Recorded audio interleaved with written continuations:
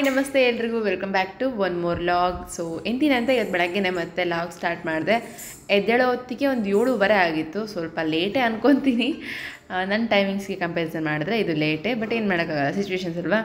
ಹಾಗೆ ಬೆಳಗ್ಗೆ ಎದ್ದ ತಕ್ಷಣ ನಾನು ಯಾವಾಗಲೂ ಬಿಸಿನೀರು ಕುಡಿತೀನಿ ಆ್ಯಂಡ್ ಬಿಸಿನೀರು ಜೊತೆಲೇ ಇಟ್ಕೊಂಡಿರ್ತೀನಿ ಸ್ಟೋರೇಜ್ ಮಾಡಿ. ಬಟ್ ಇವತ್ತು ಅದೇನೋ ಖಾಲಿ ಆಗಿಬಿಟ್ಟಿತ್ತು. ಹಾಗಾಗಿ ಎದ್ದ ತಕ್ಷಣ ಸ್ವಲ್ಪ ವಾಮ್ ವಾಟರ್ ಕುಡಿದು ಒಂದು ಲೋಟ, ಅದಾಗಿದ್ದ ತಕ್ಷಣ ಮತ್ತೆ ಹೋಗಿ ಬ್ರಷ್ ಮಾಡಿ ಫ್ರೆಶ್ ಅಪ್ ಆಗಿ ಬಂದು ಸೊ ಇವಾಗ ಚಹಾ ಮಾಡ್ಕೊತಾ ಇದ್ದೀನಿ. ಕಾಫಿ ಪೌಡರ್ ಖಾಲಿ ಆಗಿಬಿಟ್ಟಿತ್ತು. ಜಯಂತ್ ಐ ಥಿಂಕ್ ನೋಡಿಲ್ಲ ಅನ್ಕೊತೀನಿ ಖಾಲಿಯಾಗಿರೋದು. ಹಾಲು ಮತ್ತು ಬಿಸ್ಕೆಟು, ಸಕ್ಕರೆ, ಮಕ್ಕಳಿಗೆ ಏನು ಬೇಕು ತಿಂಡಿ ಅದನ್ನು ತಂದಿಟ್ಟು ಹೋಗಿದ್ದಾರೆ. ಎಲ್ಲಿಗೆ ಹೋಗಿದ್ದಾರೆ ಅಂದರೆ ಇವತ್ತು ಅವ್ರದ್ದು ಫಂಕ್ಷನ್ ಇದೆ. ಸೊ ಹಂಗಾಗಿ ಇಡೀ ದಿನ ಹೊರಗಡೆ ಇರ್ತಾರೆ. ಅವ್ರು ಇಡೀ ದಿನ ಇರಲ್ಲ ಅಂತ ಯಾವಾಗಿರುತ್ತೆ ಅವಾಗ ನನಗೊಂದು ಸ್ವಲ್ಪ ಹೊಟ್ಟೆ ನೋವು, ತಲೆನೋವು ಆ್ಯಂಡ್ ಜ್ವರ ಇದೆಲ್ಲದೂ ಬಂದಂಗೆ ಆಗಿಬಿಡುತ್ತೆ ಒಂದೇ ಸರಿಗೆ. ಗೊತ್ತಲ್ವಾ, ಮೂವರನ್ನ ಮೇಂಟೈನ್ ಮಾಡುವಾಗ ಯಾವುದೋ ಒಂದು ಪಾಯಿಂಟ್ ಅಲ್ಲ ಆದರೂ ನಮಗೆ ಸ್ವಲ್ಪ ಪ್ರೆಷರ್ ಅನಿಸುತ್ತೆ. ಸೊ ಹಾಗಾಗಿ ಹೇಳಿದೆ ಅಷ್ಟೇ. ಆ್ಯಂಡ್ ಇವಾಗ ಏನು ಮೇಡಮ್ ಟೀ ಅಥವಾ ಕಾಫಿ ಕುಡಿಲೇಬೇಕಾ ಅಂತ ನೀವು ಕೇಳ್ಬೋದು. ಸೊ ಕಾಫಿ ನನ್ನ ಜಯಂತ್ ಮಾಡೋವಂಥದ್ದು ಅಂದರೆ ತುಂಬ ಇಷ್ಟ. ಅವ್ರ ಕೈಲಿ ನನಗೆ ಕಾಫಿ ಕುಡಿತಾನೆ ಇರ್ತೀನಿ ಯಾವಾಗಲೂ. ಅವರಿದ್ದರು ಅಂದರೆ ಅಸ್ಸಲು ನಾನು ಕಾಫಿ ಮಾಡೋಕ್ಕೆ ಹೋಗಲ್ಲ. ಹಾಗೆ ಬಾಣಂತನದಲ್ಲಿ ಅಮ್ಮನ ಮನೆಯಲ್ಲಿ ಟೀ ಕುಡಿದು ಅಭ್ಯಾಸ. ಹಾಗಾಗಿ ಬೆಳಿಗ್ಗೆ ಎದ್ದ ತಕ್ಷಣ ಏನಾದರೂ ಕುಡಿಲೇಬೇಕನ್ಸುತ್ತೆ. ಸೊ ಕಾಫಿ ಇಲ್ಲ ಅಂತಂದರೆ ಎಮರ್ಜೆನ್ಸಿಗೆ ಟೀ ಪುಡಿ ಅಂತೂ ಯಾವಾಗಲೂ ಇರುತ್ತೆ. ಹಾಗಾಗಿ ಚಹಾ ಮಾಡ್ಕೊತಾ ಇದ್ದೀನಿ. ನಮ್ಮ ಮೇಡಮರು ಎದ್ದುಬಿಟ್ಟಿದ್ದಾರೆ, ಎದ್ದು ಆಡ್ತಾ ಇದ್ದಾರೆ. ಸೊ ನೋಡಿ, ನಾನು ಇನ್ನೂ ಚಹಾ ಕೂಡ ಕುಡ್ದಿಲ್ಲ, ಬಿಸ್ಕೆಟ್ ಕೂಡ ತಿಂದಿಲ್ಲ. ಅಷ್ಟು ಬೇಗ ಇವಳು ಎದ್ದಿದ್ಲು. ಹಾಗಾಗಿ ಇವಳನ್ನ ಮಂಚದ ಮೇಲೆ ಹಾಕ್ಕೊಂಡು ಅವಳನ್ನ ಪಕ್ಕದಲ್ಲೇ ಮಾತಾಡ್ಸ್ಕೊತಾ ಬಿಸ್ಕೆಟ್ ತಿಂತ ಆಯಿತು ಅಂತೇಳಿ ಅಂದ್ಕೊಂಡಿದ್ದೀನಿ. ಹಾಗೆ ಈ ಫ್ರಾಕ್ನ ನಾನು ಅವಳದು 2nd ಮಂತ್ ಬೇಬಿ ಫೋಟೋಶೂಟ್ ಮಾಡ್ತಾ ಇದ್ದೀನಲ್ಲ, ಸೊ ತುಂಬ ರಿಚ್ಚಾಗೇನಲ್ಲ, ನನಗೆ ಎಷ್ಟೆಷ್ಟು ಆಗುತ್ತೋ ಏನೇನು ಕ್ರಿಯೇಟಿವಿಟಿ ಇದೆಯೋ ಅದರಲ್ಲೇ ಸಿಂಪಲಾಗಿ ಮಾಡ್ಕೊಳ್ಳೋಣ ಅಂತ ಅಂದ್ಕೊಂಡಿದ್ದೀನಿ. ಬಿಕಾಸ್ ಇವಾಗೆಲ್ಲ ಫೋಟೋಶೂಟ್ ಕಾಮನ್, ಬಟ್ ನನ್ನ ಮೊದಲನೇ ಮಗನಿಗೂ ಹಾಗೆ 2ನೇ ಮಗಳಿಗೂ ಇದೆಲ್ಲ ನಾನು ಮಾಡೂ ಇಲ್ಲ ಆ್ಯಂಡ್ ಅವಾಗ ನೋಡೂ ಇಲ್ಲ. ಸೊ ಇವಳಿಗೆ ಇವಾಗ ಒಂದು ಅವಕಾಶ ಇದೆ, ಮಾಡೋಣ ಅಂತ ಅಷ್ಟೇ. ಸೊ ಫ್ರಾಕ್ ಚೆನ್ನಾಗಿದೆನಾ ಕಮೆಂಟ್ ಮಾಡಿ ತಿಳಿಸಿ. ಮಿಟ್ಟು ಬೇಗ ಎದ್ದಾಳೆ ಇವತ್ತು. ಬೇಗ ಎದ್ದಿದ ತಕ್ಷಣ ಅವಳನ್ನ ಕರ್ಕೊಂಡು ಮತ್ತು ಅವಳಿಗೆ ಹೋಗಿ ಫ್ರೆಶ್ ಅಪ್ ಮಾಡ್ಕೊಂಬಂದು ನಿನ್ನೆ ಸಂಜೆಯೂ ಅಮ್ಮನ ಮನೇಲಿ ಸ್ನಾನ ಮಾಡಿದ್ಲು, ತಲೆ ಸ್ನಾನ. ಸೊ ತಲೆ ಸ್ನಾನ ಮಾಡಿಸೋದು ಅಂದರೆ ನಮಗೊಂದು ದೊಡ್ಡ ಟಾಸ್ಕು. ಹಾಗಾಗಿ ಬಟ್ಟೆ ಎಲ್ಲ ಚೇಂಜ್ ಮಾಡಿಕೊಂಡು ಅವಳಿಗೆ ಇವಾಗ ಜಡೆ ಹಾಕ್ತಾಯಿದ್ದೀನಿ. ಸೊ ನನಗೆ ಈ ಟೈಮಲ್ಲಿ ಅವಳು ಎದ್ದಿಲ್ಲ ಅಂತಂದಿದ್ರೆ ಮತ್ತು ಹೊರಗಡೆ ಎಲ್ಲ ಕಸ ಹೊಡ್ಕೊಳ್ಳೋದು, ಬೇರೆ ಕೆಲಸ ಎಲ್ಲ ಮಾಡ್ಕೊತಾ ಇದ್ದೆ. ಅವಳು ಎದ್ದಿದ್ದಕ್ಕೆ ಏನು ಮಾಡ್ತೀನಿ ಅಂತಂದರೆ, ಸೊ ಕೇಳ್ತಾ ಇರ್ತೀರಲ್ವ ನೀವು ಹೆಂಗೆ ಮ್ಯಾನೇಜ್ ಮಾಡ್ತೀರಾ ಅಂತೇಳಿ, ಹಾಗಾಗಿ ಹೇಳ್ತಾ ಇದ್ದೀನಿ. ಹೆಂಗೆ ಫ್ಲೋ ಹೋಗ್ತಾ ಇರುತ್ತೆ ಲೈಫ್ದು, ಹಾಗೆ ಪ್ರತಿದಿನ ಒಂದೊಂಥರ ರೋಟೀನ್ ಆಗುತ್ತೆ. ನಿನ್ನೆ ಇಷ್ಟೊತ್ತಿಗೆ ಆಲ್ರೆಡಿ ಎಲ್ಲ ಕಸ ಹೊಡೆದು ಸ್ನಾನ ಮಾಡಿಕೊಂಡು ರೆಡಿಯಾಗಿದೆ. ಬಟ್ ಇವತ್ತೊಂದು ಸ್ವಲ್ಪ ಲೇಟ್ ಆಗ್ತಾಯಿದೆ. ಇರಲಿ, ಇಟ್ಸ್ ಓಕೆ. ಅವಳು ಎದ್ದಿದ್ದಾಳಲ್ವಾ, ಜಡೆ ಹಾಕಿ ರೆಡಿ ಮಾಡಿ ಅವಳನ್ನ ಖುಷಿಯಾಗಿ ಇಟ್ಕೊಂಡ್ರೆ ಮತ್ತೆ ನನ್ನ ಕೆಲಸ ಮಾಡ್ಬೋದು. ಸೊ ಒಂದು ಬಿಸ್ಕೆಟ್ ಕೊಟ್ಟಿದ್ದೀನಿ ಕೈಗೆ. ಅವಳು ಆ್ಯಕ್ಚುಲಿ ತಿನ್ನೋದೇ ರೇರು. ಸೊ ಹಾಗಾಗಿ ಅವಳು ಕೇಳಿದಾಗ ಅಷ್ಟೇ ಕೊಟ್ಟಿರ್ತೀನಿ ಈ ಥರ ಬಿಸ್ಕೆಟ್. ಅವಳೇ ಕೇಳಿದ್ಲು ಬಿಸ್ಕೆಟ್ ಕೊಡಮ್ಮ ಅಂತೇಳಿ. ಹಬ್ಬ ಹೆಂಗೋ ಏನಾದರೂ ಒಂದು ತಿನ್ಕೊಂಡಿರ್ತಾಳಲ್ಲ ಅನ್ನೋದಷ್ಟೇ ನನ್ನ ಸ್ಯಾಟಿಸ್ಫ್ಯಾಕ್ಷನು. ಸೀರಿಯಸ್ಲಿ ತಿನ್ನೋ ವಿಚಾರದಲ್ಲಿ ಅವಳು, ನಾನು ಯಾವಾಗ ಡೆಲಿವರಿ ಟೈಮ್ಗೆ ಸ್ವಲ್ಪ ರೆಸ್ಟ್ ಮಾಡ್ತಾ ಇದ್ನೋ ಲಾಸ್ಟ್ ಒಂದು 2 ವೀಕ್ಸಲ್ಲಿ, ಸೊ ಅವಾಗ ತುಂಬ ಅಂದರೆ ತುಂಬ ಹಠ ಕಲ್ತ್ಬಿಟ್ಲು. ಅದಕ್ಕಿಂತ ಮುಂಚೆ ಏನಾದರೂ ಕೊಟ್ಟರೆ ಚೆನ್ನಾಗೇ ತಿಂತಾಯಿದ್ಲು, ಚೆನ್ನಾಗೇ ಮ್ಯಾನೇಜ್ ಮಾಡ್ತಾಯಿದ್ವಿ. ಇತ್ತೀಚೆಗೆ ತುಂಬ ಕಷ್ಟ ಆಗ್ತಾ ಇರೋದು. ಹಾಗಾಗಿ ಬಿಸ್ಕೆಟ್ ಕೊಟ್ಟಿದ್ದೀನಿ. ಆ್ಯಂಡ್ ಅವಳಿಗೆ ಸ್ವಲ್ಪ ರೆಡಿ ಆಗೋದು ಹಂಗೆ ಮಾಡ್ಕೊಂಡು ಅವಳನ್ನ ಖುಷಿಯಾಗಿ ಇಟ್ಕೊಂಡ್ಬಿಟ್ರೆ ನನಗೆ ಸೀರಿಯಸ್ಲಿ ನನಗೆ ಟಾರ್ಚರೇ ಕೊಡೋಲ್ಲ. ಇಲ್ಲಾಂದರೆ ಅವಳಿಗೆ ಹಠ ಬಂತು ಅಂತಂದರೆ ನನಗೆ ಕಂಟ್ರೋಲೇ ಆಗೋಲ್ಲ. ಅವಳು ಹಂಗೆ ಮಾಡ್ತಾಳೆ. ಅಟ್ಲೀಸ್ಟ್ ನಾನಾದರೂ ಸ್ವಲ್ಪ ಒತ್ಬಿಟ್ಟು ಕಂಟ್ರೋಲ್ ಮಾಡ್ತೀನಿ. ಅವರಪ್ಪ ಇದ್ದರು, ಅಮ್ಮ ಇದ್ದರೆ ಅಂತರೂ ಸೀರಿಯಸ್ಲಿ ಕಂಟ್ರೋಲೇ ಆಗೋಲ್ಲ ಅವಳು. ಆ್ಯಂಡ್ ನಾನು 2 ಜಡೆ ಹಾಕ್ತಿದ್ನಲ್ವ ಪಾಪುಗೆ, ಜಯಂತ್ ಬೈದ್ಬಿಟ್ಟಿದ್ದಾರೆ ನನಗೆ. ಸೊ ನಿನ್ನ ಜಡೆ ಗಿಡೆ ಹಾಕ್ಬೇಡ ಅವಳಿಗೆ ಅಂತೇಳಿ. ಜಡೆ ಹಾಕಿದ್ರೆ ಏನೋ ಹಳೇ ಸ್ಟೈಲ್ ಅನಿಸುತ್ತೆ, ಅದು ಬೋರಿಂಗ್ ಅನಿಸುತ್ತೆ, ಅವಳನ್ನ ನೋಡೋಕ್ಕಾಗಲ್ಲ ನನಗೆ, ನನ್ನ ಮಗಳು ಹಿಂಗೆ ಇರಬಾರ್ದು ಅಂತೇಳಿ ಬೈತಿರ್ತಾರೆ ನನಗೆ. ಸೊ ಹಾಗಾಗಿ ಇವಾಗ ಜಡೆ ಹಾಕಿಲ್ಲ. ಆಮೇಲೆ 2 ಜುಟ್ಟು ಹಾಕ್ತಾಯಿದ್ದೆ, ಅದು ಕೂಡ ಸ್ವಲ್ಪ ಇದಾಗಿಬಿಡುತ್ತೆ, ಏನೋ ಆ ಕಡೆ ಈ ಕಡೆ 2 ಕೊಂಬಿಟ್ಟಂಗೆ ಆಗಿರುತ್ತೆ. ಅದಕ್ಕೆ ಒಂದು ಸ್ವಲ್ಪ ಕ್ಯೂಟಾಗಿ ಎತ್ತಿ ಜುಟ್ಟು ಹಾಕ್ತಾಯಿದ್ದೀನಿ. ಇದು ಒಂಥರ ತಂಗಿ ಮರ ಥರ ಚೆನ್ನಾಗಿ ಕಾಣಿಸ್ತಿರುತ್ತೆ ಅವಳಿಗೆ. ಏನಂದರೆ ಚಿಟ್ಟಿ ಫ್ರೆಶ್ ಅಪ್ ಆಗಿ ಬಂದಿದ್ದ ತಕ್ಷಣ ಸ್ವಲ್ಪ ಮೇಕಪ್ ಆಗ್ತಾನೆ. ಅವ್ನು ಮೇಕಪ್ ಇಲ್ಲದೆ ಆ್ಯಕ್ಚುಲಿ ಫುಲ್ಫಿಲ್ಲೇ ಮಾಡ್ಕೊಳ್ಳಲ್ಲ ಫ್ರೆಶ್ ಅಪ್ ಅನ್ನೋದನ್ನ. ಚೆನ್ನಾಗಿ ಬಂದು ಮಾಯ್ಶ್ಚರೈಸರ್ ಹಚ್ಕೊಂಡು, ಕ್ರೀಮ್ ಹಚ್ಕೊಂಡು, ವೈಟ್ ಹಚ್ಕೊಂಡು ಬರ್ತಾನೆ. ಸೊ ಅವನ್ನ ನೋಡಿ ಇವಳು ಕಲ್ತ್ಬಿಟ್ಟಿರೋದು ಏನಂದರೆ, ನಾನು ಇವಳಿಗೆ ಲಿಫ್ಟಿಗೆ ಹಚ್ತಾ ಇರ್ತೀನಲ್ಲ, ಸೊ ನಾನು ಹಚ್ತಿರ್ತೀನಲ್ಲ, ಇವಳಿಗೆ ಏನು ಅನಿಸುತ್ತೆ ಅಂತಂದರೆ ಓಕೆ ನಾನು ಹಚ್ಚಬೇಕು, ನಾನು ಲಿಫ್ಟಿಗೆ ಹಚ್ಕೊಂಡ್ರೆ ಫುಲ್ಫಿಲ್ ಅಂತೇಳಿ. ಅಲ್ಲಿ ನೋಡಿ ಏನು ಕೇಳ್ತಿದ್ದಾಳೆ. ಸೊ ನಿಮಗೆ ಅಬ್ಸರ್ವ್ ಮಾಡಿದ್ರೆ ನಿಮಗೆ ಗೊತ್ತಾಗ್ಬೋದು. ಅವಳು ಲಿಫ್ಟಿಗೆ ಕೇಳ್ತಾ ಇದ್ದಾಳೆ, ಅಮ್ಮ ಲಿಫ್ಟಿಗೆ ಹಚ್ಚು ಅಂತೇಳಿ. ಸೊ ನಾನು ಹಾಗಾಗಿ ಏನು ಮಾಡಿದೆ ಅಂದರೆ ಮಾಯ್ಶ್ಚರೈಸರು, ಪೌಡರು, ಸಾದಾ, ಲಿಫ್ಟಿಕ್ಕು ಎಲ್ಲ ತಗೊಂಡು ನೀಟಾಗಿ ರೆಡಿ ಮಾಡಿ ಬಿಟ್ಬಿಟ್ರೆ ಅವಳು ಪಾಡಿಗೆ ಅವಳು ಆಟಾಡ್ತಾಳೆ. ಮತ್ತು ನೆಕ್ಸ್ಟ್ ಎದ್ದು ಕೆಲಸ ಮಾಡ್ಕೋಬೋದು ಅಂತೇಳಿ ರೆಡಿ ಮಾಡ್ಕೊತಾ ಇದ್ದೀನಿ. ಫ್ರೆಂಡ್ಸ್, ಒಂದು ವಿಚಾರ ಈ ನಡುವೆ ಹೇಳೋಕ್ಕೆ ಇಷ್ಟಪಡ್ತೀನಿ. ನಾನು ಆ್ಯಕ್ಚುಲಿ ಕಾಲೇಜ್ ಡೇಸಲ್ಲಿದ್ದಾಗ ನನ್ನ ಫ್ರೆಂಡ್ಸ್ ಎಲ್ಲ ಕೇಳೋರು, ನಿನಗೆ ಹಿಂಗೆ ಸಿಂಪ್ಲಿ ಟಾಕ್ಸ್, ಮೇ ಬಿ ನಿಮ್ಮ ಫ್ರೆಂಡ್ಸ್ಗಳಲ್ಲೂ ಆಗಿರುತ್ತಲ್ವ ಇದೆಲ್ಲ, ಮಕ್ಕಳು ಅಂದರೆ ಇಷ್ಟನಾ? ಹೌದು, ನನಗಿಷ್ಟ. ಯಾವ ಮಗು ಇಷ್ಟ?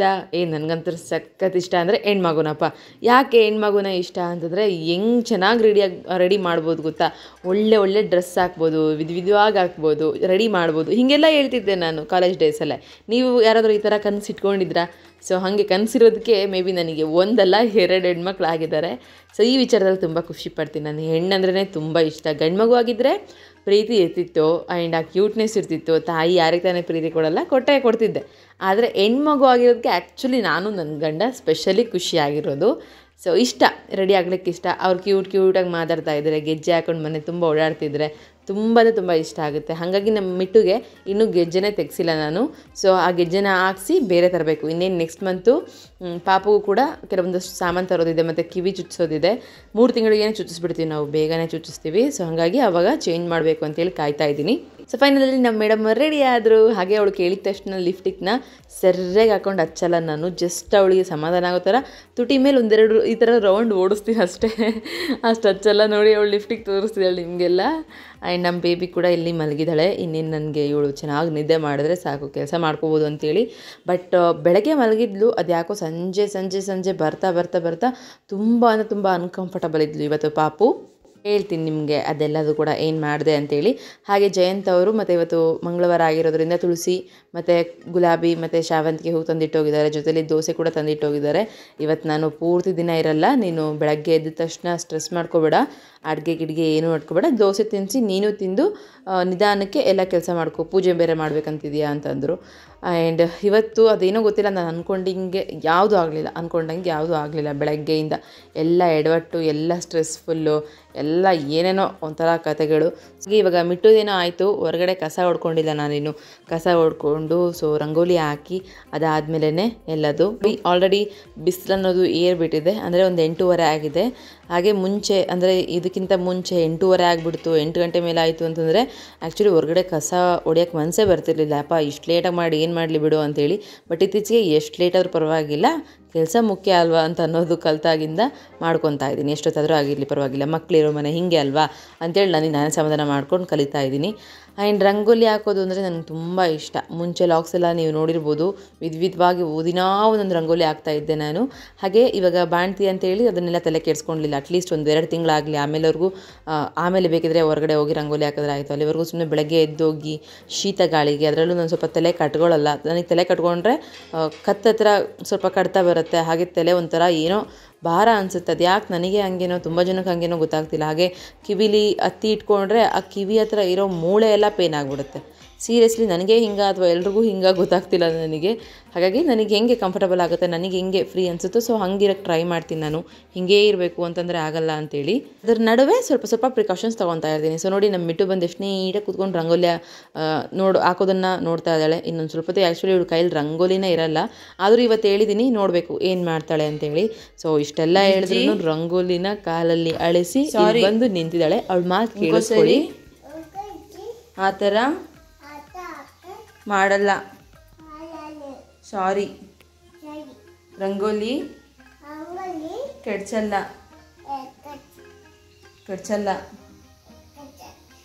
ಸಾರಿ, ಕಾಪಾಡಪ್ಪ, ಕೈ ಮುಗಿ.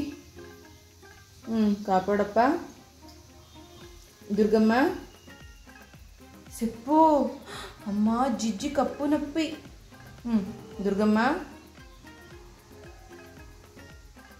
చెప్పు. దుర్గమ్మ, కాపాడు. సారీ. తిమ్మప్ప, తి మా ప. తిమ్మప్ప, సారీ.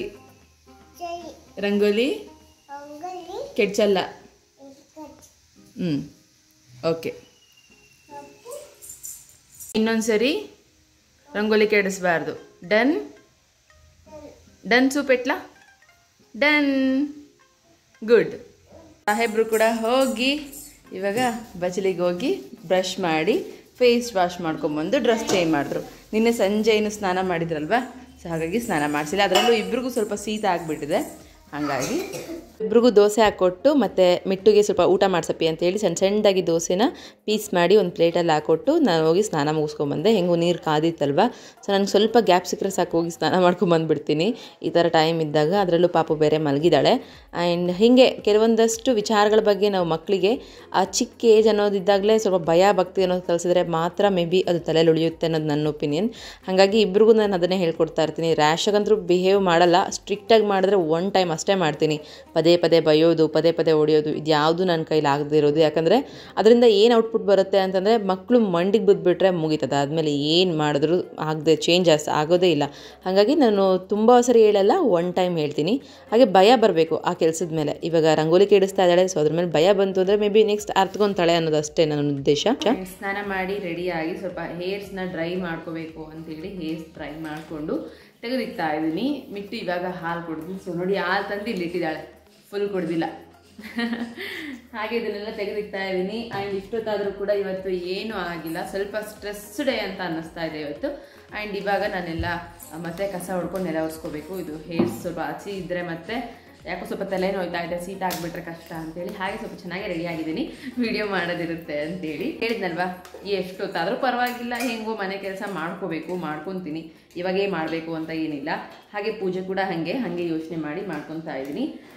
ಆ್ಯಂಡ್ ಪಾಪು ಬೇರೆ ಇವಾಗ ಎದ್ಬಿಟ್ರೆ ಅವಳಿಗೊಂದು ಸ್ವಲ್ಪ ಟೈಮ್ ಕೊಟ್ಟು ಮತ್ತೆ ಮಲ್ಕೊಂಡು ಹೋಗಬೇಕು. ಅನ್ನ ಒಂದು ಮಾಡ್ಕೋಬೇಕು, ಸಾಂಬಾರಿದೆ, ಹಾಗೆ ಮ್ಯಾನೇಜ್ ಮಾಡ್ಕೊಳ್ಳೋಣ. ಫಸ್ಟೇ ಇವತ್ತು ಬೆಳಗ್ಗೆಯಿಂದ ಎದ್ದು ಎಷ್ಟೊಂದು ಕೆಲಸ ಇದೆ. ಈ ಕೆಲಸ ನಡುವೆ ಮತ್ತೆ ಅಡುಗೆದೇನಾದ್ರು ಹಚ್ಕೊಂಡ್ಬಿಟ್ಟಿದ್ರೆ ನನ್ನ ಕತೆ ಅಷ್ಟೇ ಗೋವಿಂದ ಇವತ್ತು ಬೆಳಗ್ಗೆಯಿಂದ.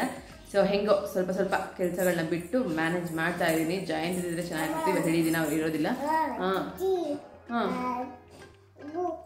ಚಿಟ್ಟಿ ಬೂ ಕುಡಿದ್ನಾ? ಚಿಟ್ಟಿ ಯಾಕೆ ಅನ್ನು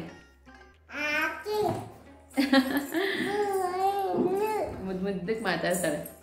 ಸೊ ಯಾಕೋ ತಲೆ ಓಡ್ತಾ ಇಲ್ಲ. ಅದು ಇದೆ, ಇದು ಇದೆ, ಅದು ಇದೆ, ಇದು ಇದೆ, ಹಿಂಗೆಲ್ಲ ತಲೆಯಲ್ಲಿ ತುಂಬಿಕೊಂಡಿದ್ದಾಗ ಸ್ವಲ್ಪ ತಲೆ ಓಡಲ್ಲ. ಹಾಗಾಗಿ ಬುಕ್ಕಲ್ಲಿ ಬರ್ಕೊತಾ ಇದ್ದೀನಿ. Thank you.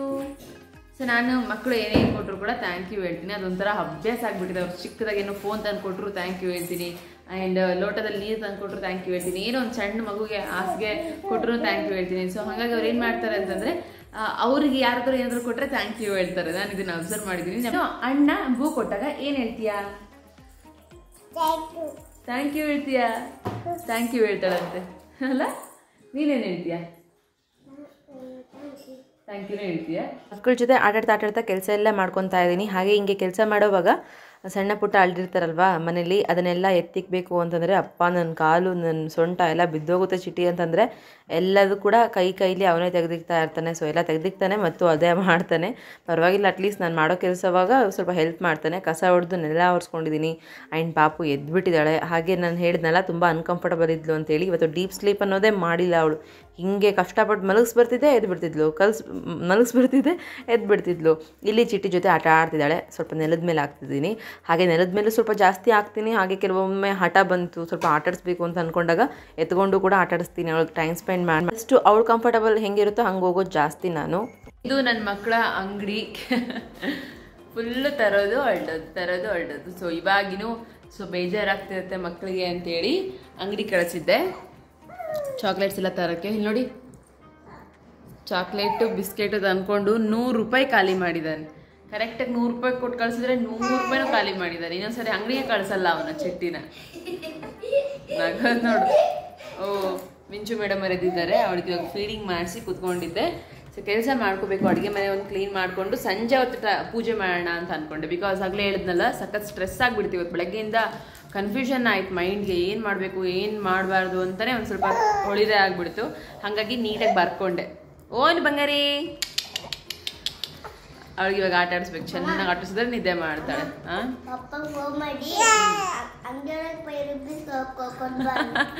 ಇನ್ನೂ 5 ರೂಪೀಸ್ ಎಕ್ಸ್ಟ್ರಾ ಕೊಟ್ಟು ಬರ್ಬೇಕಂತೆ. ಅದನ್ನ ಹೇಳ್ತಾ ಇದ್ದಾನೆ ಅವ್ರ ಅಪ್ಪಾಜಿಗೆ ಫೋನ್ ಮಾಡಿ ಹೇಳು ಅಂತೇಳಿ. ಆ್ಯಂಡ್ ಎಸ್, ಬೆಳಗ್ಗೆ ಸ್ವಲ್ಪ ಚೆನ್ನಾಗಿ ಬರ್ಕೊಂಡಿದ್ಮೇಲೆ ನಾನು ಎಲ್ಲ ಕೆಲಸ ಮುಗಿಸ್ಕೊಂಡೆ ನಿಧಾನಕ್ಕೆ. ಅದಕ್ಕಿಂತ ಮುಂಚೆ ನನ್ನ ಕೈಲಿ ಆಗ್ತಿರ್ಲಿಲ್ಲ. ಆ್ಯಂಡ್ ಅದಕ್ಕೆ ಸಂಜೆ ಪೂಜೆ ಮಾಡೋಣ ಅಂತೇಳಿ ಫಿಕ್ಸ್ ಆಗಿಬಿಟ್ಟೆ. ಸಂಜೆ ಪೂಜೆ ಮಾಡ್ಕೊಂಡ್ರೆ ಆಯಿತು ನಿಧಾನಕ್ಕೆ ಅಂತೇಳಿ. ತುಂಬ ಜನ ಕೇಳ್ತಾ ಇದ್ರಲ್ವಾ, ನೀವೇನೋ ಒಂದು ಲೈಫಲ್ಲಿ ಸಫರ್ ಆಗಿದ್ದೀರಿ ಅಂತ ಅನಿಸುತ್ತೆ, ಏನದು ಶೇರ್ ಮಾಡ್ಕೊಳ್ಳಿ, ನನಗೂ ಮೋಟಿವೇಶನ್ ಆಗುತ್ತೆ ಅಂತೇಳಿ. ಡೆಫಿನೆಟ್ಲಿ ಇವತ್ತು ನಾನು ನಿಮ್ಮ ಜೊತೆ ಅದನ್ನು ಶೇರ್ ಮಾಡ್ಕೊತೀನಿ. ಸೊ ಫ್ರೆಂಡ್ಸ್, ಏನು ಗೊತ್ತಾ, ಆಲ್ರೆಡಿ ಇವಾಗ 4 o'clock ಆಗಿದೆ, ಸಂಜೆ ಆಗೋವಂಥ ಟೈಮ್. ಪಾಪು ಇವಾಗ ಮಲಗಿದ್ದಾಳೆ. ಎಷ್ಟೊತ್ತು ಕಾಡಿಸ್ಬಿಟ್ಲು ಯಾಕೋ. ಅವಳನ್ನ ಎತ್ಕೊಂಡು ಆಟ ಆಡಿ ಇವಾಗ ಮಲಗಿಸಿದ್ದೀನಿ. ಸೊ ಇವಾಗ ಡೀಪ್ ಸ್ಲೀಪ್ ಏನಾದರೂ ಮಾಡಿದ್ಲು ಅಂದರೆ ನಂದೆಲ್ಲ ಕೆಲಸ ಮುಗಿದ್ಬಿಡುತ್ತೆ, ಇಲ್ಲ ಅಂತಂದರೆ ಮತ್ತೆ ಅರ್ಧಂಬರ್ಧ ಆಗಿಬಿಡುತ್ತೆ. ಸೊ ನೋಡಿ, ಹಬ್ಬ ಒಂಥರ ಅಟಂಬಮ್ನ ಮಲಗಿಸ್ದಂಗೆ ಆಯಿತು. ಅವಳು ಆಟಾಡೋವಂಥ ಮೂಡ್ ಬಂತು ಅಂತಂದರೆ ಕಂಪ್ಲೀಟಾಗಿ ಆಟ ಆಡಿಸಿನೇ ಮಲಗಿಸ್ಬೇಕು, ಇಲ್ಲಾಂತಂದರೆ ಮಲ್ಕೊಳ್ಳೋದಿಲ್ಲ. ಬಿಟ್ಟು ಬಾ ಬಾ ಈ ಕಡೆ ಬಾ ಅಂದ. ಸೊ ಇವಾಗ ಮಿಟ್ಟುಗೆ ಸ್ವಲ್ಪ ಹಾಲನ್ನು ತಿನ್ನಿಸಿ ಮತ್ತೆ ನಾನು ಕೆಲಸ ಕಂಟಿನ್ಯೂ ಮಾಡ್ಕೊತೀನಿ. ಮಲ್ಕೋಬೋದು ಅವಳಿಗೆ ಸ್ವಲ್ಪ ಊಟ ಮಾಡಿಸಿದ ಕಷ್ಟನೇ. ಅದಕ್ಕೆ ನಾನು ಏನು ಮಾಡ್ತೀನಿ ಅಂದರೆ ಪದೇ ಪದೇ ತಿನ್ನಿಸ್ತಾ ಇರ್ತೀನಿ. ಅಂದರೆ ತುಂಬ ಜನ ಕೇಳ್ತಾ ಇರ್ತೀರಿ ಊಟ ಮಾಡಲ್ಲ ಅಂತೇಳಿ. ಅಟ್ಲೀಸ್ಟ್ ಒಂದು ಸ್ವಲ್ಪನಾದರೂ ಊಟ ಮಾಡ್ತಾರಲ್ಲ, ಒಂದು 3 ಟೈಮ್ಸ್ ತಿನ್ನಿಸೋ ಜಾಗದಲ್ಲಿ ಒಂದು 4 to 5 ಟೈಮ್ಸ್ ತಿನ್ನಿಸಿಬಿಟ್ರೆ ಸಾಕಲ್ವಾ. ಎಷ್ಟಾದರೂ ತಿನ್ನಲಿ, ಅವ್ರು ಹೊಟ್ಟೆ ತುಂಬ ಊಟ ಮಾಡಿದ್ರೆ ನನಗೆ ನೆಮ್ಮದಿ. ಇವಾಗ ಅವಳು ಪಾಪ ಮಲ್ಕೊಂಡಿದ್ದಾಳೆ, ಸ್ವಲ್ಪ ಇವಳಿಗೂ ಊಟ ಮಾಡಿಸಿ ನನ್ನ ಪಾಡಿಗೆ ನಾನು ಬೇಗ ಎಷ್ಟು ಸಾಧ್ಯ ಆಗುತ್ತೋ ಅಷ್ಟು ಫಾಸ್ಟಾಗಿ ಮಾಡೋಣ ಅಂತ ಅಂದ್ಕೊಂಡಿದ್ದೀನಿ. ತುಂಬ ಸ್ಪೀಡಾಗಿ ಪಾಪು ಎದ್ಬಿಟ್ರೆ ಅನ್ನೋ ಭಯದಲ್ಲಿ ಇಷ್ಟು ಬೇಗ ಮುಗಿಸ್ಕೊತಾ ಇದ್ದೀನಿ.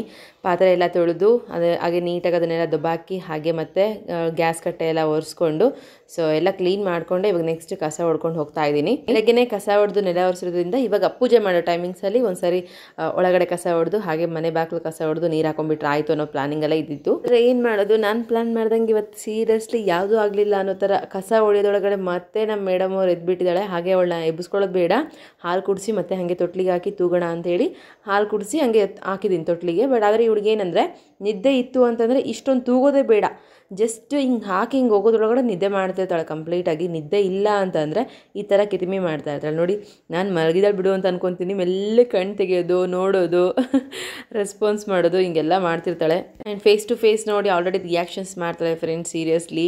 ಹಾಗೆ ಮಾತಾಡ್ತಾಳೆ, ನಗ್ತಾಳೆ, ತುಂಬ ಚೆನ್ನಾಗಿ ಸ್ಮೈಲ್ ಮಾಡ್ತಿದ್ದಾಳೆ, ಎಲ್ಲದನ್ನು ಫೈಂಡ್ ಔಟ್ ಮಾಡ್ತಾಳೆ. ಕಣ್ಣು ಮುಂದೆ ಏನಾದರೂ ರಪ್ಪನಂಗೆ ಬಂದರೆ ಕಣ್ಣು ಮುಚ್ತಾಳೆ, ಮೀನ್ಸ್ ಅಷ್ಟು ನೀಟಾಗಿ ಪರ್ಫೆಕ್ಟಾಗಿ ನೋಡ್ತಾ ಇದ್ದಾಳೆ ಅಂತ ಅರ್ಥ. ಹಾಗೆ ಇಲ್ಲಿ ನಮ್ಮ ಚಿಕ್ಕ ಮೇಡಮ್ ಅವರು ಬಿಸ್ಕೆಟ್ ತಿಂತಾ ಇದ್ದಾರೆ. ಬಿಸ್ಕೆಟ್ ಅಂದರೆ ಬೆಳಗ್ಗೆ ಕೊಟ್ಟಿದ್ದಾರೆ, ಅದು ಅಲ್ಲ, ಹ್ಯಾಪಿ ಬಿಸ್ಕೆಟ್ ಕೊಟ್ಟಿದ್ದೀನಿ.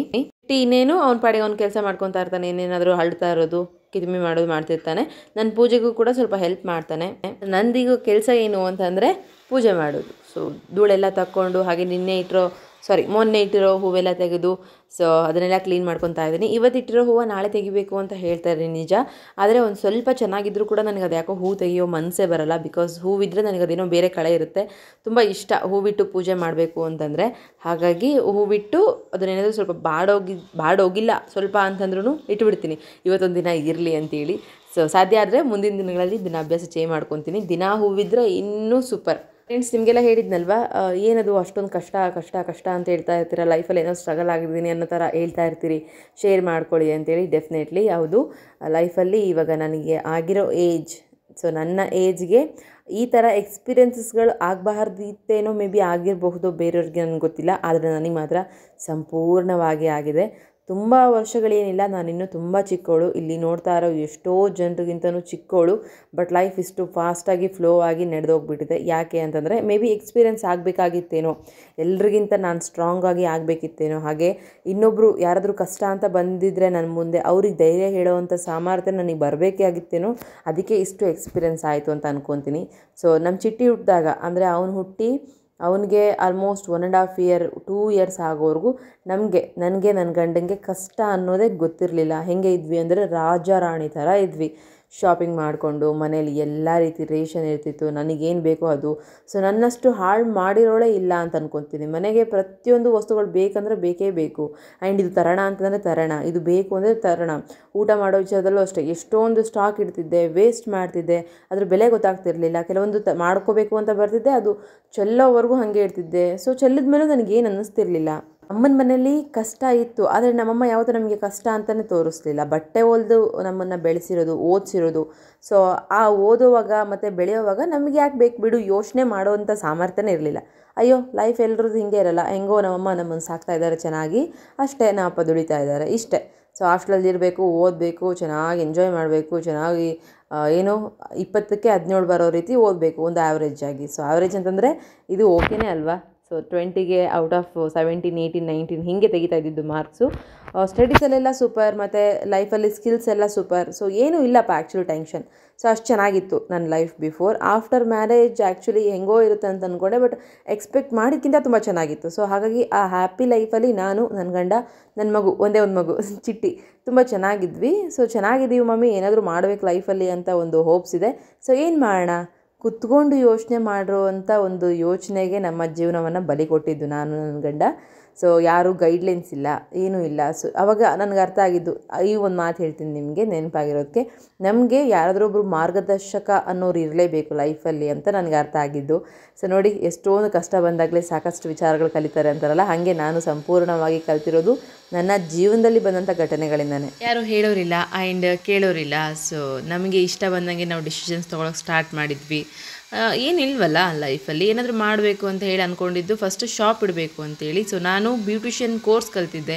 ಆ ಬ್ಯೂಟಿಷಿಯನ್ ರಿಲೇಟೆಡೇ ಸ್ಟೋರ್ ಇಕ್ಕಣ ಅಂತೇಳಿ ಒಂದು ದೊಡ್ಡ ಸ್ಟೋರ್ ಮಾಡಿದ್ವಿ. ಅದರಲ್ಲೂ ಗೊತ್ತಿಲ್ಲ ಏನು ಮಾಡಬೇಕು, ಹೆಂಗಿರಬೇಕು, ಬಿಸ್ನೆಸ್ ವೈಸ್ ಏನಾದರೂ ಕೆಲವೊಂದಷ್ಟು ಐಡಿಯಾಗಳು ತೊಗೋಬೇಕು.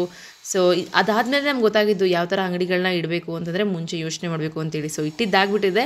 ಫೈನಲಿ ಎಲ್ಲ ಕಡೆಯಿಂದನೂ ನಮ್ಮ ಕೈಲಿ ಏನೂ ಇಲ್ಲ, ಬಟ್ ಆವಾಗ ಕೇಳಿದಷ್ಟು ಎಲ್ಲ ಜನರು ಕೂಡ ನಮಗೆ ಅಮೌಂಟ್ ಕೊಡೋಕ್ಕೆ ಸ್ಟಾರ್ಟ್ ಮಾಡಿದರು. ಆ ನಂಬಿಕೆ ಇತ್ತು ನಮ್ಮ ಲೈಫಲ್ಲಿ.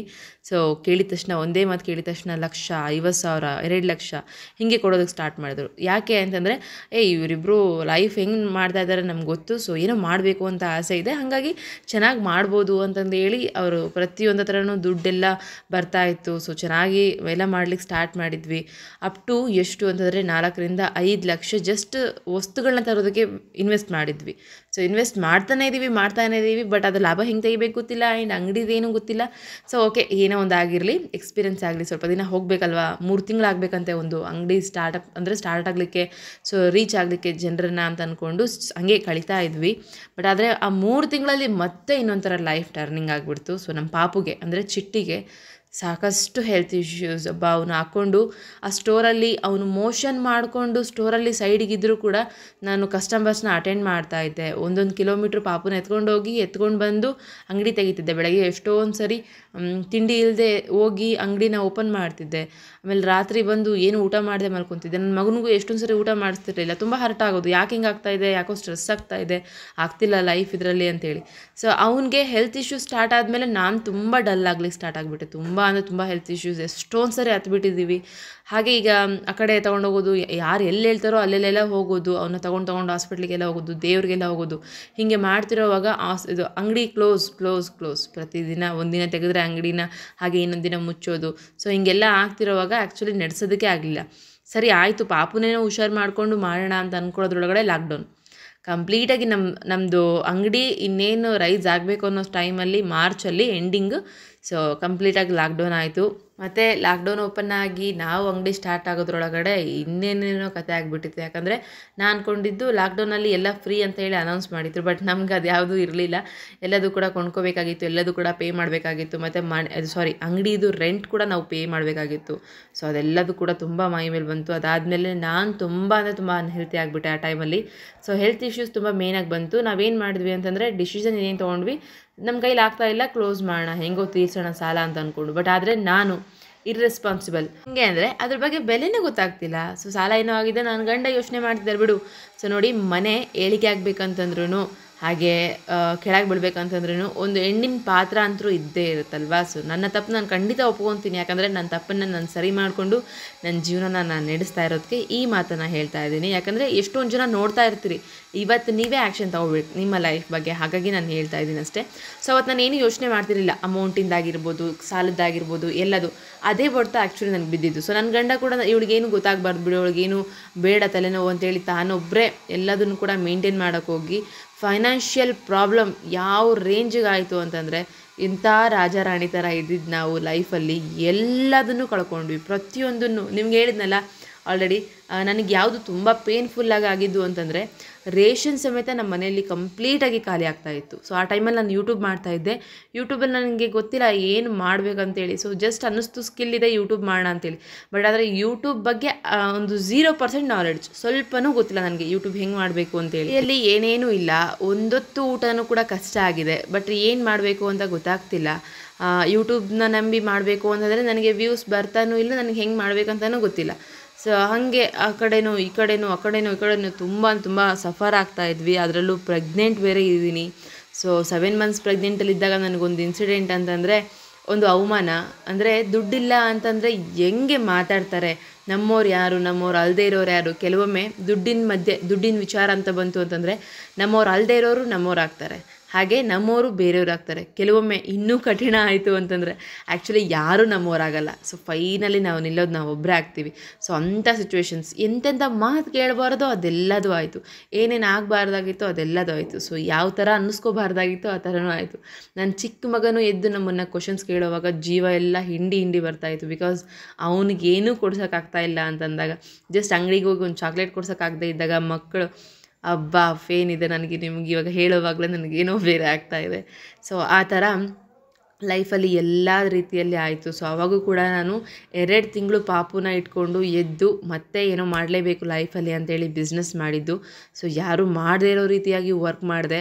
ಬಟ್ ಆ ವರ್ಕಲ್ಲಿ ನನಗೇನೋ ಒಂದು ಸ್ಯಾಟಿಸ್ಫ್ಯಾಕ್ಷನ್ ಆಗಲಿಲ್ಲ. ಸಮ್ ರೀಸನ್ಸಿಂದ ಮತ್ತೆ ನಾನು ಅಂದರೆ ಅದನ್ನು ಇನ್ಕಂಪ್ಲೀಟ್ ಮಾಡಬೇಕಾಗಿತ್ತು. ಸೊ ಸ್ಟ್ರೆಸ್ ಇದೆ, ಮನಃಶಾಂತಿ ಇಲ್ಲ, ನೆಮ್ಮದಿನೇ ಇಲ್ಲ ಅಂತ ಅಂದ್ಕೊಂಡಾಗ ಆ ಕೆಲಸ ಮಾಡೋದ್ರ ಬದಲು ಬಿಟ್ಕೊಡೋದು ತುಂಬ ಒಳ್ಳೆಯದು. ಸೊ ಫೈನಲಿ ಎಷ್ಟು ವರ್ಷ ಅಂತಂದರೆ ಸುಮಾರು 2-2.5 ವರ್ಷವರೆಗೂ ಒಬ್ರ ಹತ್ರ ಇಸ್ಕೊಳ್ಳೋವಾಗ, ಒಬ್ರ ಹತ್ರ ಅನ್ನಿಸ್ಕೊಳ್ಳೋವಾಗ, ಒಬ್ರ ಹತ್ರ ಆಳಿಸ್ಕೊಳ್ಳೋವಾಗ, ಲೆಕ್ಕಾಚಾರ ಮಾಡ್ಕೊಳ್ಳೋವಾಗ ಜೀವ ಹಿಂಡಿ ಬರ್ತಾಯಿತ್ತು. ಸೊ ಅದರ ಪರಿಣಾಮನೇ, ನಾನು ನಿಮಗೆ ಎಲ್ಲದನ್ನು ಹೇಳೋಕ್ಕಾಗ್ತಾ ಇಲ್ಲ, ಬಟ್ ಅದರ ಪರಿಣಾಮನೇ ನನಗೆ 3rd ಪ್ರೆಗ್ನೆನ್ಸಿಲಿ ಆದಂಥ ಹೆಲ್ತ್ ಇಶ್ಯೂಸ್. ಸೊ ಯಾವುದು ಹೆಲ್ತ್ ಇಶ್ಯೂಸ್ ಇಲ್ಲ. ಒಂದು BP ನಾರ್ಮಲ್, ಒಂದು ಶುಗರ್ ನಾರ್ಮಲ್, ಥೈರಾಯ್ಡ್ ನಾರ್ಮಲ್, ಪ್ರತಿಯೊಂದು ಟೆಸ್ಟ್ ಕೂಡ ನಾರ್ಮಲ್. ಬಟ್ ಮನಸ್ಸಿನ ರೋಗ, ದೇಹದ ರೋಗಕ್ಕೆ ಎಲ್ಲ ರೀತಿಯ ಔಷಧಿಗಳಿರುತ್ತೆ, ಆದರೆ ಮನಸ್ಸಿನ ರೋಗಕ್ಕೆ ಯಾವ ಔಷಧಿಯೂ ಇರಲ್ಲ. ಸೊ ಹಾಗೆ ನನಗೆ ದೇವ್ರು ಹಾಕಿದ್ದು ಸರಿಯಾಗಿ ಅಂತಂದರೆ ಮನಸ್ಸಿಗೆ. ಗೊತ್ತಾ, ಕಷ್ಟ ಬಂದಿದೆ ಅಂತೇಳಿ ದೇವರನ್ನೇ ಬಿಟ್ಬಿಟ್ಟಿದ್ದೆ ನಾನು. ಸೊ ಯಾಕೆ ಮಾಡಬೇಕು ಪೂಜೆನ? ಇಷ್ಟೊಂದು ಕಷ್ಟ ಕೊಟ್ಟಿದ್ದಾನೆ, ಇಷ್ಟೊಂದು ಅವಮಾನಗಳು, ಯಾರಿಗಿದೆ ಲೈಫ್ ಈ ಥರ. ಸೊ ನಮಗೆ ದೇವ್ರು ಬೇಡ, ನಾವು ಅಂದ್ಕೊಂಡ್ರೇ ಇಲ್ಲ, ನಾವೇ ಎಲ್ಲ ಅನ್ನೋ ಥರ ನನ್ನ ಮೈಂಡ್ ಸೆಟ್ ಇತ್ತು. ಸೊ ಸೀರಿಯಸ್ಲಿ 3ನೇ ಪ್ರೆಗ್ನೆನ್ಸಿನ ಬಿಟ್ಕೊಂಡಿದ್ದು ಅನ್ಎಕ್ಸ್ಪೆಕ್ಟೆಡ್. ಇರಲಿ ಬಿಡು, ಖುಷಿ ಇರುತ್ತೆ ಅಂತೇಳಿ. ಬಟ್ ಆ ಖುಷಿ ಎಲ್ಲೋ ಒಂದು ಥರ ನನ್ನ ಜೀವದವರೆಗೂ ಬಂದುಬಿಟ್ಟಿತ್ತು. ಆ ಜೀವದವರೆಗೂ ಬಂದಿರೋದು ಖಂಡಿತ ನನಗೆ ಪ್ರೆಗ್ನೆನ್ಸಿಗೆ ಅಲ್ವೇ ಅಲ್ಲ. ಸುಮಾರು 4 ಸರಿ ಹೋಗಿದ್ದೀನಿ ಅಬಾರ್ಷನ್ ಮಾಡಿಸ್ಕೊಂಬರ್ಲಿಕ್ಕೆ. ಬಟ್ ಅಬಾರ್ಷನನ್ನು ಕೂಡ ತಡೆದು ನನ್ನ ಮಗಳು ಜೀವನ ಉಳಿಸ್ಕೊಂಡಿದ್ದಾಳೆ. ಬಟ್ ಇವತ್ತು ಖುಷಿಯಾಗಿದ್ದೀನಿ ಅಂತಂದರೆ ಸೀರಿಯಸ್ಲಿ 100% ಅವಳೇ ಕಾರಣ. ಯಾಕಂದರೆ ಎಷ್ಟೊಂದು ಸರಿ ಮುಗಿಸ್ಬಿಡ್ಬೇಕು ಲೈಫ್ ಅಂತ ಅಂದ್ಕೊಂಡಾಗ ಮಕ್ಕಳಿದ್ದಾರೆ ಅಂತ ಹೇಳಿ ತಡೆದಿದ್ದೀನಿ. ಹಾಗೆ ಆ ಟೈಮಲ್ಲಿ 3ನೇ ಪ್ರೆಗ್ನೆನ್ಸಿಲಿದ್ದಾಗ ಕೂಡ ನನ್ನ ಹೊಟ್ಟೆಲಿ ಒಂದು ಕಂದ ಇದೆ ಅನ್ನೋ ಕಾರಣಕ್ಕೆ ನಾನು ಉಳಿದಿದ್ದೀನಿ. ಸೊ ಹೆಂಗಾರು ಮಾಡಿ ಉಳಿಸ್ಕೊಳ್ಳೇಬೇಕು ಅಂತ ಅಂದ್ಕೊಂಡಿದ್ದೀನಿ. ಬಟ್ ಒಂದು ದಿನ ದುಃಖನ ಎಲ್ಲ ತೆಗೆಯೋದಕ್ಕೆ ಕೂತ್ಕೊಂಡು ಸೊ ಏನು ಮಾಡಿದ್ದೀನಿ ನನ್ನ ಲೈಫಲ್ಲಿ, ಏನು ತಪ್ಪುಗಳನ್ನ ಮಾಡಿದ್ದೀನಿ. ಫಸ್ಟ್ ಆಫ್ ಆಲ್ ನಾನು ಆವಾಗ ರಿಯಲೈಸ್ ಮಾಡ್ಕೊಂಡಿದ್ದೀನಿ, ನಮಗೆ ಯಾಕೆ ಹಿಂಗೆ ಅಂತ ಯಾವತ್ತೂ ಅನ್ಕೋಬಾರ್ದಂತೆ. ಸೊ ನಾವೇನೋ ತಪ್ಪು ಮಾಡಿರ್ತೀವಿ, ಅದಕ್ಕೆ ಹಿಂಗಾಗಿದೆ ಅಂತ ಅಂದ್ಕೊಂಡು ಅವತ್ತು ನಾನು ರಿಯಲೈಸ್ ಮಾಡ್ಕೊಂಡಿದ್ದು, ನನ್ನ ಜೀವನ ಉಳಿಸ್ಕೋಬೇಕು. ಸೊ ನಾನು ಎಲ್ಲದೂ ಬುದ್ಧಿ ಇದೆ. ಇವತ್ತು ಎಷ್ಟೊಂದು ಜನ ಏನೇನೋ ಮಾಡ್ಕೊಂಡು ತಿಂತಾ ಇದ್ದಾರೆ. ಪ್ರತಿಯೊಂದು ಕೊಟ್ಟರೋರು ದೇವರು ನನಗೆ, ನಾನು ಈ ಥರ ಹಾಳು ಮಾಡ್ಕೊತಾ ಇದ್ದೀನಿ.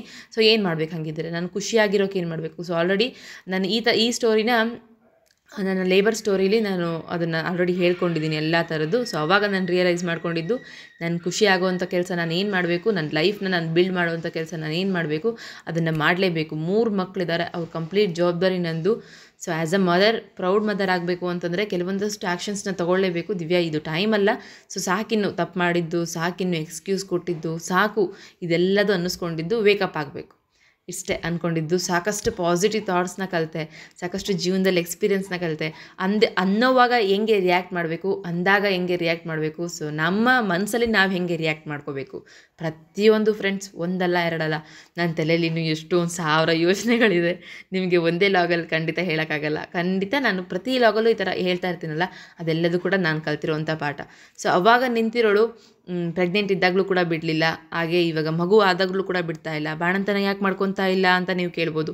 ಇದು ಕಾರಣ ಅಲ್ಲ, ನಾನು ತುಂಬ ಹೆಲ್ತಿಯಾಗಿದ್ದೀನಿ. ಸೊ ಹಾಗಾಗಿ ನಾನು ಮಾಡ್ಕೊತಾ ಇದ್ದೀನಿ. ಆದರೆ ನನ್ನ ಲೈಫಲ್ಲೂ ಕೂಡ ನಾನು ಕಾಯ್ತಾ ಇರೋವಂಥದ್ದು ನನ್ನ ಐಡೆಂಟಿಟಿಗೋಸ್ಕರ. ಸೊ ನನ್ನ ಮಕ್ಕಳಿಗೋಸ್ಕರ ನಾನು ಏನಾದರೂ ಮಾಡಲೇಬೇಕು. ಆ್ಯಂಡ್ ನನ್ನ ಗಂಡ ನನ್ನ ಬಗ್ಗೆ ಕತ್ತಲಲ್ಲಿ ಯೋಚನೆ ಮಾಡಿದ್ರು ಕೂಡ, ಮಲ್ಕೊಂಡಾಗ ಯೋಚನೆ ಮಾಡಿದ್ರು ಕೂಡ, ಎಸ್ ನನ್ನ ಹೆಂಡತಿ ಹಿಂಗೆ ಮಾಡಿದ್ದಾಳೆ, ನನ್ನ ಹೆಂಡತಿಗೆ ಈ ಥರ ಒಂದು ಬೆಲೆ ಇದೆ ಅಂತ ಹೇಳಿ ಪ್ರೌಡ್ ಮೂಮೆಂಟ್ ಆಗಬೇಕು. ಸೊ ಅವರಿಗೆ ನನ್ನ ಬಗ್ಗೆ ಹೆಮ್ಮೆ ಬರಬೇಕು ಅಂತಂದರೆ ನಾನು ಆ ರೀತಿ ಇರಲೇಬೇಕು ಅನ್ನೋದು ನನ್ನ ಒಪಿನಿಯನ್ ಆಗಿ ನಾನು ಈ ಥರ ಎಲ್ಲ ಚೇಂಜಸ್ ಆದೆ. ಸೊ ಇವತ್ತು ಪೂಜೆ ಮಾಡ್ತಿದ್ದೀನಲ್ಲ, ಇದೇನು ಗೊತ್ತಾ? ಸೊ ಏನಕ್ಕೆ ಅಂತಂದರೆ ಅವತ್ತೇ ನನ್ನಲ್ಲಿ ತುಂಬಿಕೊಂಡಿತ್ತೋ ಒಂದು ಅಹಂಕಾರ ಅಂತ ಹೇಳ್ಬೋದು. ಈ ಲೋಕವನ್ನೇ ಸೃಷ್ಟಿ ಮಾಡಿರೋ ದೇವರಿಗೆ ನೀನೇನೂ ಅಲ್ಲ, ನಾವು ಮಾಡಿದ್ರೆ ಅಷ್ಟೇ, ಮನುಷ್ಯನೇ ಅಲ್ಲ, ಇದು ಯೂನಿವರ್ಸಲ್, ಥಾಟ್ಸ್ ಬಿಕಮ್ ಥಿಂಗ್ಸ್, ಇದೆಲ್ಲ 1000 ಇರ್ಬೋದು, ಸೀರಿಯಸ್ಲಿ ಒಪ್ಕೊತೀನಿ. ಆದರೆ ಯೂನಿವರ್ಸನ್ನೇ ನಡೆಸೋದು ಒಬ್ಬ ದೈವ ಅಂತಂದಾಗ ಆ ದೈವದ ಮುಂದೆ ನಾವು ತಲೆ ಬಾಗಲಿಲ್ಲ ಅಂತಂದರೆ ಏನಾಗ್ಬೋದು? ಸೊ ದೇವರೇ ಇಲ್ಲ, ಓಕೆ ನೆಮ್ತೀನಿ ಆಯಿತು. ಈ ಥರ ಪಾಸಿಟಿವ್ ಆಗಿ ಯೋಚನೆ ಮಾಡುವಾಗ ದೇವರು ನಮ್ಮಲ್ಲಿ ಬರ್ತಾನಲ್ಲ, ಅದು ಆ್ಯಕ್ಚುಲಿ ನಮ್ಮನ್ನು ಸಕ್ಸಸ್ ಕಡೆ ಎಳ್ಕೊಂಡು ಹೋಗೋದು. ಇನ್ನೂ ಸಾಕಷ್ಟು ಈ ಥರದ್ದೇ ಕಲಿತು ತುಂಬ ಚೆನ್ನಾಗಿ ಪೂಜೆ ಮಾಡೋಕ್ಕೆ ಸ್ಟಾರ್ಟ್ ಮಾಡಿದೆ. ಫೈನಲಿ ನಾನೇನೇನು ಅಂದ್ಕೊಂಡಿದ್ನೋ ಅದೆಲ್ಲದೂ ಕೂಡ ನನಗೆ ಸಿಗುವಂಥ ಟೈಮ್ ಮತ್ತು ಸಿಗುವಂಥ ಗಳಿಗೆ ಪ್ರತಿಯೊಂದು ನನ್ನನ್ನು ಹುಡ್ಕೊತ ಬಂತು. ಅವತ್ತು ನಾನು ತುಂಬ ಭಕ್ತಿಯಿಂದ ಕೈ ಮುಗಿದಿದ್ದು, ಇವತ್ತಿನವರೆಗೂ ದೀಪ ಹಚ್ತಾನೆ ಇದ್ದೀನಿ, ಕೈ ಮುಗಿತಾನೆ ಇದ್ದೀನಿ. ಸೊ ಎಲ್ಲದನ್ನೂ ಹೇಳೋಕ್ಕಾಗದೇ ಇರ್ಬೋದು, ಆದರೆ ಸ್ವಲ್ಪ ಮಟ್ಟಿಗೆ ಹೇಳ್ತೀನಿ. ಹಾಗೆ ನನಗೆ ಏನೇನು ನೆನಪು ಬರುತ್ತೆ ಅದು ವ್ಲಾಗ್ಸಲ್ಲಿ ನಾನು ಶೇರ್ ಮಾಡ್ತಾನೆ ಇರ್ತೀನಿ, ನಿಮಗೆಲ್ಲ ಗೊತ್ತಿರ್ಬೋದು. ಸೊ ಆ ರೀತಿ ಶೇರ್ ಮಾಡ್ತಾ ಇರೋದ್ರಿಂದನೇ ತುಂಬ ಜನ ಮೇ ಬಿ ಕೇಳಿರ್ಬೋದು, ನೀವೆಲ್ಲ ಏನೋ ಒಂದು ಸ್ಟ್ರಗಲ್ ಮಾಡಿದ್ದೀರಿ, ಅದನ್ನು ಏನಂದರೂ ಹೇಳ್ಬೋದಾ, ಅಥವಾ ನಿಮ್ಮ ಮಾತುಗಳು ತುಂಬ ಸತ್ಯ ಇರುತ್ತೆ, ಹಾಗೆ ತುಂಬ ಚೆನ್ನಾಗಿ ಮಾತಾಡ್ತೀರಾ. ಸೊ ಇದೆಲ್ಲದೂ ಬರೋದು ಒಂದು ಎಕ್ಸ್ಪೀರಿಯೆನ್ಸಿಂದ. ನನ್ನ ಎಕ್ಸ್ಪೀರಿಯೆನ್ಸೇ ಇವತ್ತು ನನಗೆ ಆ ಮಾತು ಕಲಿಸ್ಕೊಡ್ತಾ ಇರೋದು. ಆ್ಯಂಡ್ ಸೀರಿಯಸ್ಲಿ ಒಂದಷ್ಟು ಘಟನೆಗಳಿದೆ, ಅವತ್ತು ಲೈಫ್ನ ಎಂಡ್ ಮಾಡಬೇಕು ಅಂತ ಅನಿಸಿತ್ತು, ಯಾವುದು ಬೇಡ ಅಂತ ಅನಿಸಿತ್ತು, ಯಾಕೆ ನಮಗೆ ಹೀಗೆ ಅಂತ ಅನಿಸಿತ್ತು, ನಮ್ಮ ಲೈಫೇ ಇಷ್ಟ, ಯಾರಿಗೂ ಈ ಥರ ಇಲ್ಲ, ನನಗೆ ಯಾಕೆ ಈ ಥರನೂ ಅನಿಸಿದೆ. ಬಟ್ ಆದರೆ ನನ್ನಿಂದನೇ ಇದೆ ಎಲ್ಲದು ಅಂತಂದಾಗ ಓಕೆ, ಕೆಟ್ಟದ್ದು ಮಾಡ್ಕೊಂಡಿರೋದು ನಾವೇ, ಒಳ್ಳೇದು ಮಾಡ್ಕೋಬೇಕಾಗಿರೋದು ನಾವೇ. ಶಕ್ತಿ ಇಲ್ವಾ? ಹಾಗೆ ಮತ್ತು ತಲೆಯಲ್ಲಿ ಬುದ್ಧಿ ಇಲ್ವಾ? ಹಾಗೆ ಮತ್ತು ನನಗೇನು ಕಡಿಮೆ ಆಗಿದೆ? ಸೊ ಏನು ಬೇಕಾದರೂ ಸೃಷ್ಟಿ ಮಾಡ್ಬೋದು. ಇವತ್ತು ನಮಗಿಂತ ಕಡಿಮೆ ಯಾರಾದರೂ ಏನಾದರೂ ಪಡ್ಕೊಂಡಿದ್ದಾರೆ ಅಂತಂದರೆ ಆ್ಯಕ್ಚುಲಿ ಅವ್ರ ಮುಂದೆ ನಾವು ಲಕ್ಕಿಯೆಸ್ಟ್ ಅಲ್ವಾ? ಸೊ ಇದಿಷ್ಟೆಲ್ಲ ಕೊಡ್ತಾ ಇರೋಂಥ ದೇವರು ಮತ್ತು ಎಲ್ಲದನ್ನು ಕೊಡ್ತಾನೆ ಅಂತ ಅಂದ್ಕೊಂಡು ನಮ್ಮದೆ. ಹಾಗೆ ನನ್ನ ಮನೆ ದೇವತೆನ ಮದುವೆ ಆಗಿ 7 ವರ್ಷ ಆದರೂ ಕೂಡ ಯಾವತ್ತೂ ಹೋಗಿರಲಿಲ್ಲ ನಾವು. ಹಾಗೆ ಲಾಸ್ಟ್ ಒಂದು 2 ಇಯರ್ಸಿಂದ ನಮ್ಮ ಮನೆ ದೇವತೆ ಗೊತ್ತಾಗಿರೋದು. ಸೊ ಆ ಕಡೆ ನಿಮ್ಗೆ ಕಾಣಿಸ್ತಾ ಇರ್ಬೋದು ಫಸ್ಟ್ ಫೋಟೋ. ನಮ್ಮ ಅತ್ತೆ ಕರೆದ್ರು, ಬಾಮ್ಮ ಹೋಗಿ ಬರೋಣ ಅಂತೇಳಿ. ಅಯ್ಯೋ ಇಲ್ಲತ್ತೆ ನಾನು ಬರಲ್ಲ ಅಂತೇಳಿ. ಸೊ ಫೈನಲಿ ನಾನು ಆ ದೇವ್ರನ್ನ ಹುಡ್ಕೊಂಡು ಹೋಗಿ ಅಲ್ಲಿಗೆ ಹಣ್ಣು ಕಾಯಿ ಮಾಡಿಸೋವರೆಗೂ ನನಗೆ ಆ ಮನಸ್ಸಲ್ಲಿ ಅದೇನೋ ಆತಂಕ, ಆ ಕಳವಳ ಅದು ಯಾವುದೂ ಹೋಗಿರಲಿಲ್ಲ. ಅವತ್ತು ನನಗೆ ಅರ್ಥ ಆಯಿತು, ಪ್ರತಿಯೊಂದಕ್ಕೂ ಒಂದು ತನ್ನದೇ ಆದಂಥ ಶಕ್ತಿ ಇರುತ್ತೆ, ತನ್ನದೇ ಆದಂಥ ಬೆಲೆ ಇರುತ್ತೆ. ಸೊ ನಾವೇ ತುಂಬ ತಪ್ಪಾಗಿ ಅರ್ಥ ಮಾಡ್ಕೊಳ್ಳೋದು ಅಂತೇಳಿ ಅವತ್ತು ನಮ್ಮ ಮನೆ ದೇವತೆನ ನಾನು ತುಂಬ ಇಷ್ಟಪಟ್ಟು, ಇಲ್ಲ ತಪ್ಪು ಮಾಡಿದ್ದೀನಮ್ಮ ನಿಜ, ಆದರೆ ನನ್ನ ತಪ್ಪನ್ನು ಒಪ್ಕೊಳ್ಳೋಕ್ಕೆ ನಾನು ಯಾವತ್ತೂ ಹಿಂಜರಿಯಲ್ಲ. ಆದರೆ ಯಾವತ್ತೂ ಒಂದು ಸರಿ ಮಾಡಿರೋ ತಪ್ಪನ್ನು ಮತ್ತೆ ನಾನು ಮಾಡಲ್ಲ. ಮೇ ಬಿ ಒಂದು ಏಜ್ ಅಂತ ಬಂದಾಗ ಎಲ್ಲ ಬುದ್ಧಿ ಬರುತ್ತೆ ಅನ್ನೋ ಥರ ನನಗೂ ಒಂದು ಏಜ್ ಅಂತ ಬಂದಾಗ ಬುದ್ಧಿ ಬರ್ತಾ ಇದೆ. ಇನ್ನೇನು ಸಾಮಾನ್ಯ ತುಂಬ ಜನಕ್ಕೆ ಬೇರೆ ಥರ ಎಕ್ಸ್ಪೀರಿಯೆನ್ಸ್ ಆಗುತ್ತೆ, ನನಗೆ ಸ್ವಲ್ಪ ಜಾಸ್ತಿನೇ ಎಕ್ಸ್ಪೀರಿಯೆನ್ಸ್ ಆಗಿದೆ. ಏಜ್ಗಿಂತ ಜಾಸ್ತಿ ಎಕ್ಸ್ಪೀರಿಯೆನ್ಸ್ ಆದರೆ ತುಂಬ ಒಳ್ಳೇದಲ್ವಾ ಲೈಫಲ್ಲಿ. ಸೊ ಆ ರೀತಿ ದೇವ್ರ ಹತ್ರ ಬೇಡ್ಕೊಂಡು ನಾನೇನೇನು ಪ್ರತಿದಿನ ಬೆಳಗ್ಗೆ ಎದ್ದು ಮಂತ್ರಗಳನ್ನ ಹೇಳಿ ಬೇಡ್ಕೊತೀನೋ ಅದು ನನಗೆ ಸಂಜೆ ಒಳಗಡೆ ತಂದು ಕೊಡುತ್ತೆ ನನ್ನ ತಾಯಿ. ಸೊ ಅಷ್ಟು ನಂಬಿಕೆ ನನಗೆ. ಹಾಗೆ ಪ್ರತಿದಿನ ರಾತ್ರಿ ಕೂಡ ನಾನು ನಮ್ಮ ತಾಯಿನ ನೆನೆಸೇ ಮಲ್ಕೊಳ್ಳೋದು ಎವ್ರಿ ಡೇ ವಿತೌಟ್ ಮಿಸ್ಸಿಂಗ್. ಹಾಗೆ ಇವತ್ತು ಇದಿಷ್ಟು ನಿಮ್ಮ ಜೊತೆ ಶೇರ್ ಮಾಡ್ಕೊತಾ ಇದ್ದೀನಿ. ಐ ಹೋಪ್ ಮತ್ತೆ ನಿಮ್ಗೆ ಏನಾದರೂ ಕೇಳಬೇಕು ಅಂದ್ಕೊಂಡ್ರೆ ಖಂಡಿತ ಕೇಳಿ, ನಾನು ನೆಕ್ಸ್ಟ್ ವ್ಲಾಗಲ್ಲಿ ಹಾಗೆ ಶೇರ್ ಮಾಡ್ತಾ ಇರ್ತೀನಿ. ಸೊ ಇದಿಷ್ಟು ಇವತ್ತಿನ ವ್ಲಾಗ್. ನನಗೆ ಆಲ್ರೆಡಿ ತುಂಬ ಸ್ಟ್ರೆಸ್ ಆಗಿದೆ, ಊಟ ಜಯಂತ್ ಬಂದಮೇಲೆ ಮಾಡಿ ಮಲ್ಕೋಬೇಕಾಗಿದೆ ಅಷ್ಟೇ. ಹಾಗಾಗಿ ಇವತ್ತಿನ ವ್ಲಾಗ್ನ ಇಲ್ಲಿಗೆ ಎಂಡ್ ಮಾಡ್ತಾ ಇದ್ದೀನಿ. ಮಕ್ಕಳ ಜೊತೆ ಆಟಾಡೋದು ಕೆಲಸ. ಮಿಂಚು ಮಲ್ಕೊಂಡಿದ್ದಾಳೆ, ತುಂಬ ಕಷ್ಟಪಟ್ಟೆ ಮಲಗಿಸಿರೋದು. ಇವಾಗೂ ಕೂಡ ಸ್ವಲ್ಪ ಸ್ಟ್ರೆಸ್ ಆಗಿಬಿಟ್ಟಿದೆ, ನಿದ್ದೆ ಸಿಕ್ಕರೆ ಸಾಕಪ್ಪ ಅನ್ನೋ ಥರ. ನೆಕ್ಸ್ಟ್ ವ್ಲಾಗಲ್ಲಿ ಸಿಗ್ತೀನಿ. ಅಲ್ಲಿವರೆಗೂ take care, bye bye, have a nice day.